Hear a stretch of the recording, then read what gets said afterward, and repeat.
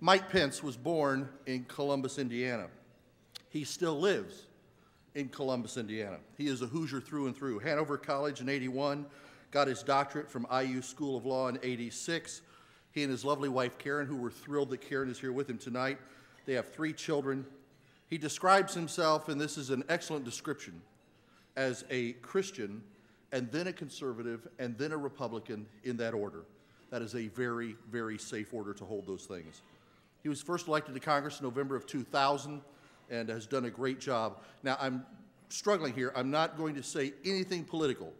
I'm just thankful that tonight that our speaker has a first and a last name.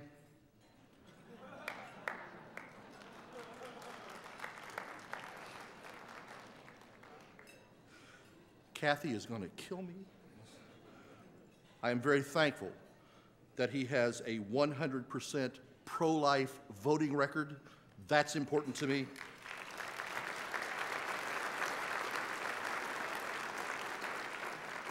And I honestly and truly can think of no better way to introduce him than to say he is a brother in Christ. He is a comrade in arms. He is, in my estimation, a statesman without equal. He is a friend whose kinship I shall never regret, nor will I ever take it for granted. And I'm not being political, but in this economy, we need to pray for each other, pray for him. My understanding is he's looking for a job. Would you please welcome to the platform Congressman Mike Pence.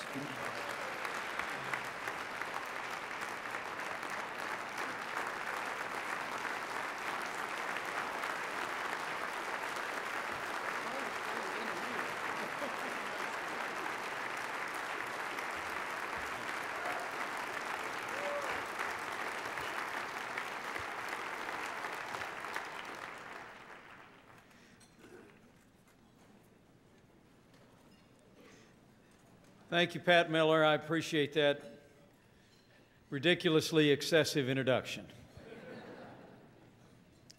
Kind of reminds me of a time, Pat, I was out on my current endeavors, and Karen and I traveled to a banquet like this one, a little smaller, in Rushville, Indiana. And the woman who introduced me had printed off the whole introductory bio. She read the whole thing.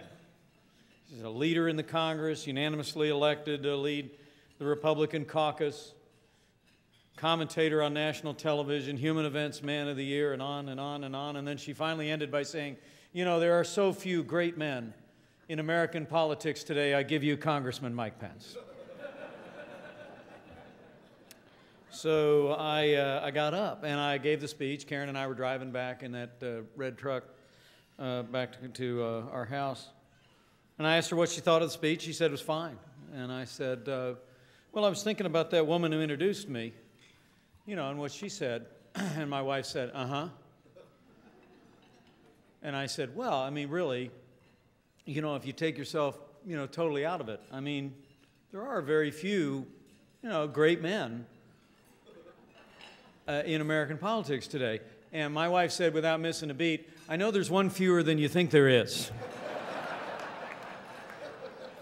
Would you join me in welcoming the love of my life for 27 years, Karen Pence, who is with us tonight and would be nowhere else.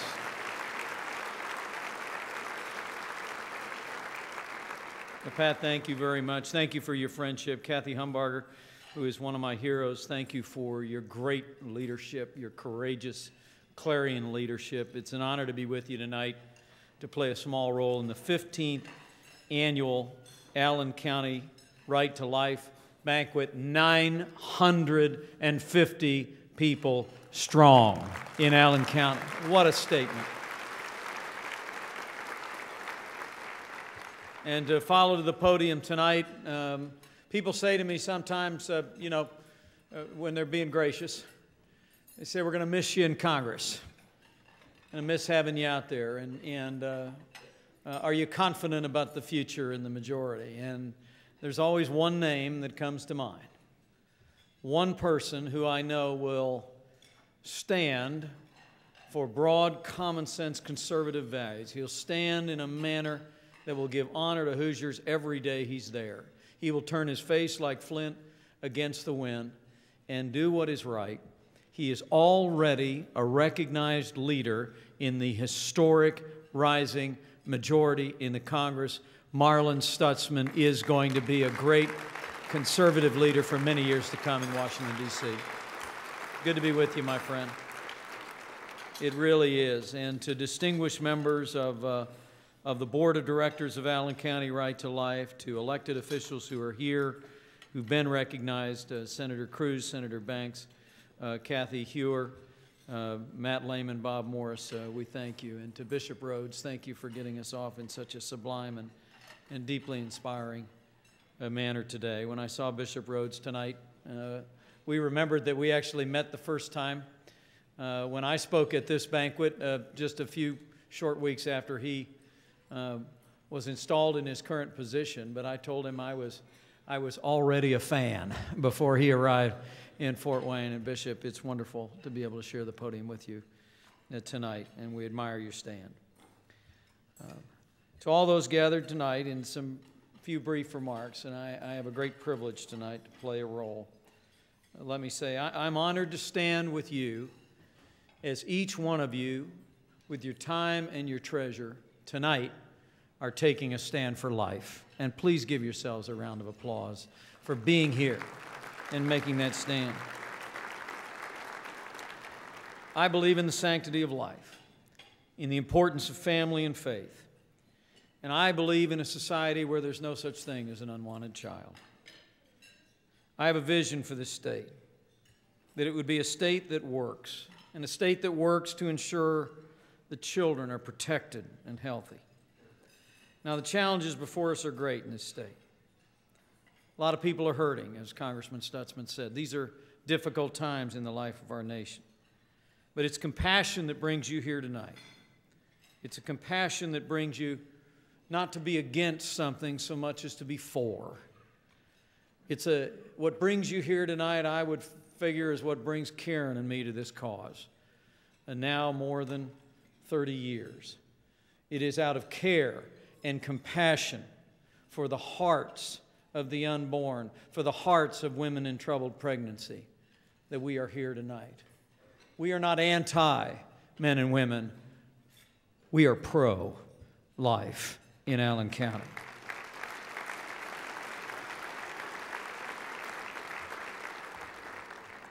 I believe we can build a future in Indiana that supports family, where childhood poverty is in decline and strong, healthy families are on the rise. I want to tell you, it has been my honor to represent part of Allen County in our nation's capital. It would be my high honor to be able to continue to serve this community in another capacity. But let me say, Indiana, because of the work of Allen County Right to Life, Indiana has become a leader for life in this nation. And if Hoosiers grant me the privilege to play in any other role, Indiana will continue to be resolute for life.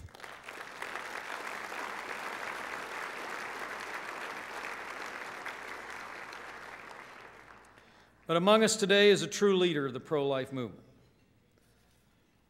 A quiet man who, while he is hard to miss in a crowd, he is different than most people in public life. He is not by nature a self-promoter. His humility precedes him. Whenever you're around Senator David Long, he's usually the last topic that comes up. I've known this man for many years, not as many as some of you in the room, but I've admired him throughout that time as a servant leader, as a leader who understands that a society is judged, as Bishop Rhodes implied in his reflections. Society is judged by how it treats its most vulnerable. This is a leader in Senator David Long who has understood that principle and lived it out with effectiveness and courageousness in the Indiana State Senate. You know, they say a prophet's without honor in his own native place, and it is my fondest hope that Fort Wayne and Allen County are the exception when it comes to the President pro tem of the Indiana Senate. Tonight, let me say, I'm honored to present a special award to Senate President Pro Tem David Long, a man who knows what he believes, who stands on what he believes with gentleness and respect, but without apology. A man who knows we do not have to choose between respecting taxpayers' values and protecting women's health. For his courageous defense of our most vulnerable citizens, and for his willingness to make that real in the administration of state government. Join me in honoring tonight this year's recipient of the Daniel Award for Excellence in Pro-Life Public Policy, our own Indiana State Senator and President Pro Tem, David Long.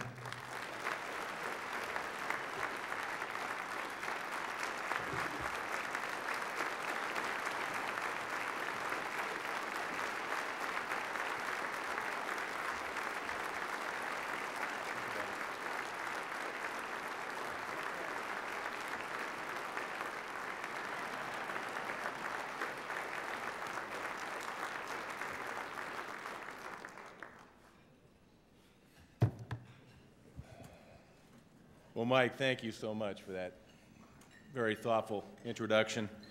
Kathy, I'm just going to break the rules. Aren't we blessed to have a man of his integrity and talent and passion coming back from Washington to run for governor and follow in the steps of Mitch Daniels? I ask you, are we not blessed to have him running in that spot?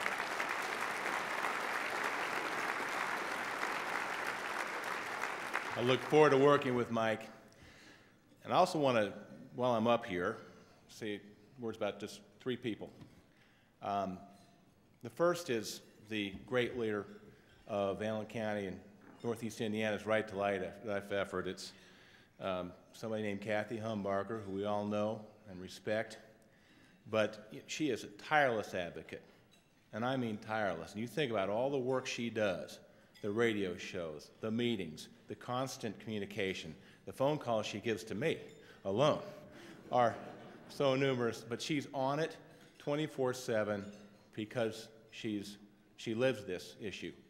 And I hope just this one moment, because you don't get to thank people like Kathy properly enough, that we'll all stand and give her a surrounding ovation for what a great leader and great person she is. Thank you, Kathy.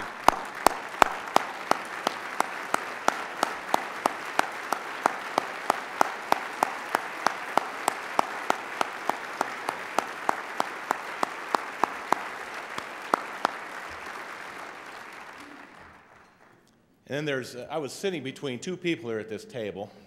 To my right was Sue Swayze, and Sue is the lobbyist, the representative for Indiana Right to Life in the Indiana legislature. She does a phenomenal job. She too is tireless. She is the face that we see and hear from when an issue of life is before the legislature. She does a wonderful job. Sue, thank you for being here tonight. She's terrific, ladies and gentlemen, believe me.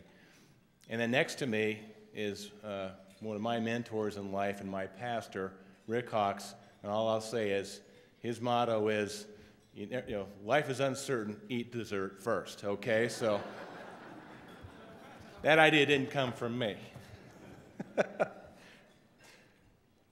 Well, it's been fashionable in these difficult times for certain members of the media and others to ask legislators who support life, how can we be dealing with social issues when there are so many other critical problems facing our society today?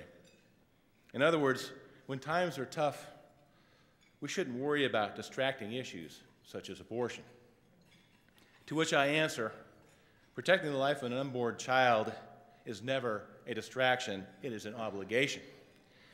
And oh, by the way, we can multitask in the legislature. So let me cover just a few things off topic for a minute to point out what we've managed to do in the past few years. We've returned to balancing our budget here in Indiana by following a very simple concept that Marlin has taken to Washington, thank goodness, and many of his colleagues, that you don't spend more than you have, and you save a little for those rainy days as well. We passed the most comprehensive and far-reaching property tax reform in the history of the United States of America here in Indiana, which will ensure that our seniors can afford to live in the homes that they've worked for all their lives and paid for, and that young people can afford to get a good home as well and raise a family.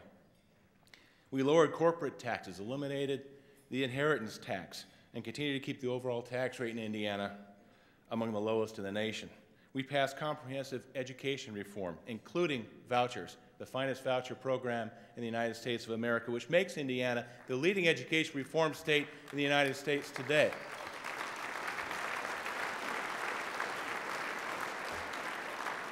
And in January of this year, we passed the Right to Work law, which will help make Indiana a beacon of light for new job growth in the Midwest and beyond. We're very proud of that as well. And yet, during this time, we also managed to move the ball forward dramatically in the fight for the rights of unborn children in Indiana.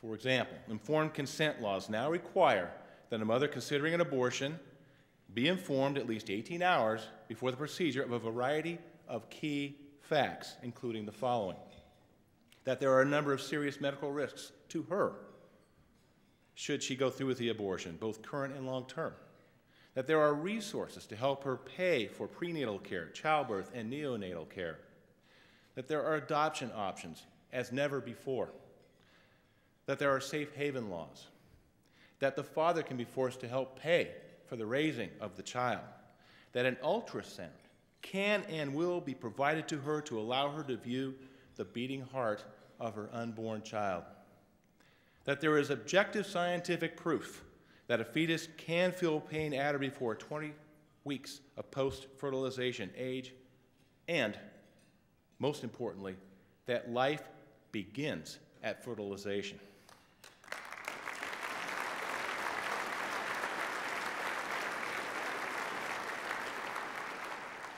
We've placed strong new requirements upon the medical facilities that perform abortions, making sure that they have the same rigorous standards as other surgical facilities in our state.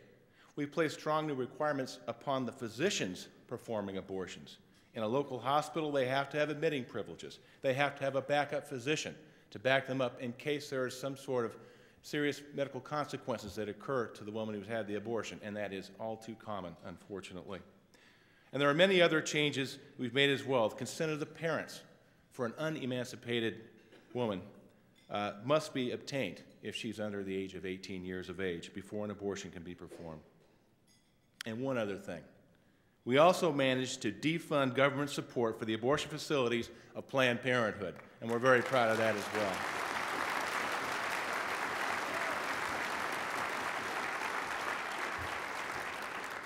So we can multitask, and we have been busy, and we have been moving the ball forward here, so much so that I think in one other place can we call Indiana #1. I don't think it's a reach to say that Indiana has become the most pro-life state in the United States of America, and we should be proud of that as well.